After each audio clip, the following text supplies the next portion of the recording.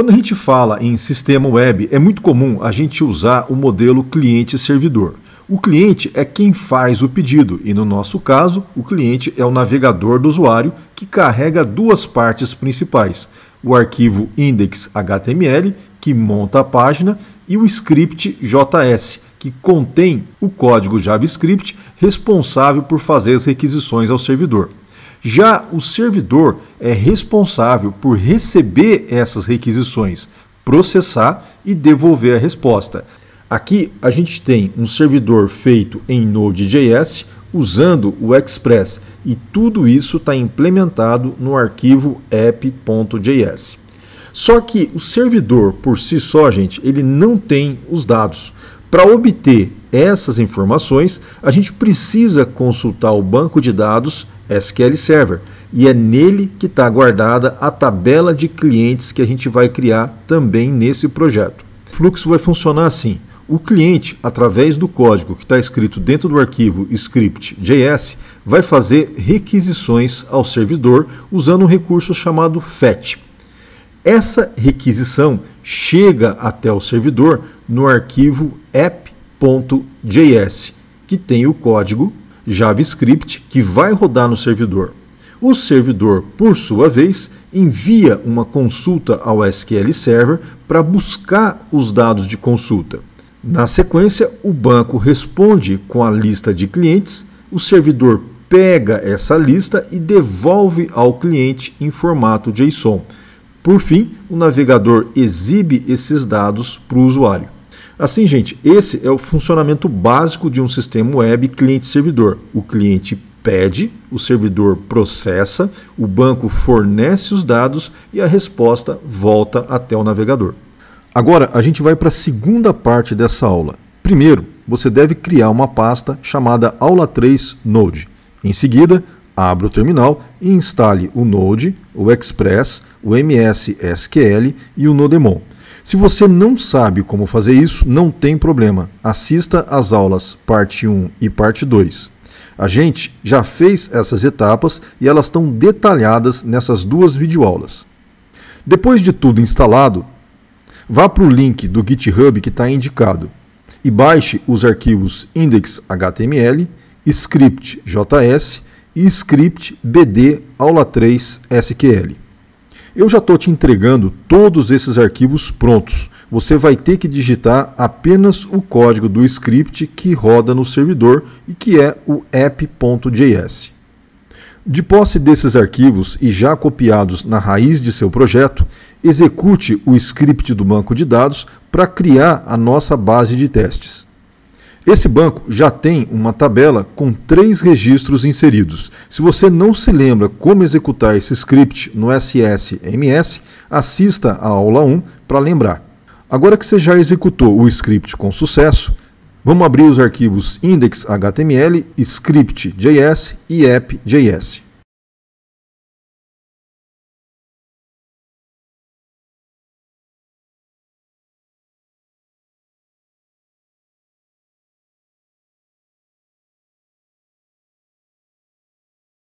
Com o servidor iniciado, abra o navegador e digite localhost 3000. Você deve ver esse resultado. Agora que o servidor está rodando, vamos analisar o código passo a passo. Vamos começar pelo arquivo index.html. Repare que os títulos H1, H2 e H3 são apresentados no navegador. Em seguida, a gente tem a definição do botão e de uma ID denominada resultado GET.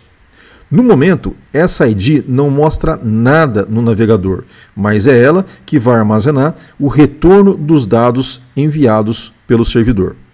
Quando o cliente clica no botão, este irá chamar a função listar clientes, que está escrita no arquivo script.js, que por sua vez chamará uma outra função no arquivo app.js, que executará uma query no banco de dados. O banco de dados vai retornar o resultado da consulta para o app.js, que retornará esse resultado para o script.js e este para o index.html, finalizando a consulta. Aqui a gente tem a função listar clientes, que é assíncrona, porque precisa esperar a resposta do servidor antes de continuar. O que ela faz é simples. Primeiro, ela usa o comando fetch para enviar uma requisição ao servidor pedindo a rota /API/clientes. Quando o servidor responde, a função espera esse retorno e transforma o resultado em JSON, que é um formato de dados fácil de manipular no JavaScript. Esses dados correspondem à lista de clientes que está vindo do banco de dados. Em seguida, a função pega essa lista e coloca dentro do identificador resultado get. E para exibir de forma organizada, os dados são convertidos em texto com o JSON Stringify, que deixa cada cliente numa estrutura bem formatada. Mas se acontecer algum erro, por exemplo, se o servidor estiver fora do ar ou a rota não existir, o código não quebra. O try-catch captura o problema e mostra na tela uma mensagem de erro para o usuário. Em resumo, essa função é o elo entre o cliente e o servidor. Ela pede a lista de clientes, recebe os dados e atualiza a interface para que o usuário consiga visualizar o resultado diretamente no navegador. Pessoal, então vamos analisar o código API.js que roda no servidor e faz a ponte entre o navegador do cliente e o banco de dados do SQL Server. Logo no início, a gente importa duas bibliotecas importantes, o Express, que nos ajuda a criar o servidor web, e o MS-SQL, que é responsável por conectar e executar os comandos no banco de dados. Em seguida, a gente cria a constante app, que representa a nossa aplicação Express. Depois, a gente configura dois middlewares. O primeiro, o Express JSON, que permite que o servidor entenda dados em formato JSON, e o segundo, o Express Static, que permite que arquivos estáticos, como HTML, CSS e JavaScript, sejam servidos diretamente ao navegador. Logo abaixo, a gente tem a configuração do banco de dados. A gente define o servidor, o nome do banco, o usuário e a senha. E também passamos algumas informações, como Encrypt e Trust Server Certificate, que ajudam na conexão local ao SQL Server. Agora, para testar essa conexão, a gente tem a função ConnectDB. Ela tenta se conectar com as credenciais fornecidas e, se tudo der certo, aparece no console a mensagem conectado ao SQL Server. E se algo der errado, a gente exibe uma mensagem de erro.